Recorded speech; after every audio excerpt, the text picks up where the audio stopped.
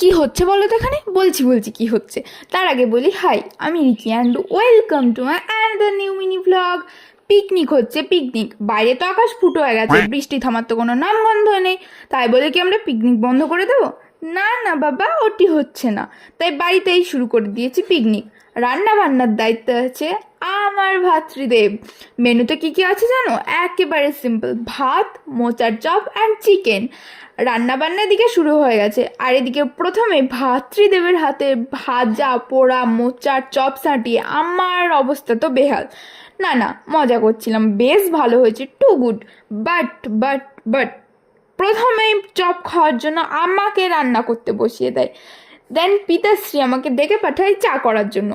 তাই কোনো রকমে ম্যানেজ করে রান্নার দায়িত্ব থেকে বেরিয়ে আসতে পেরেছি। আর এদিকে রাত পেরিয়ে সকাল হতে চললো, এদের কাউতালিও শেষ হচ্ছে না, রান্না বান্নাও শেষ হচ্ছে না।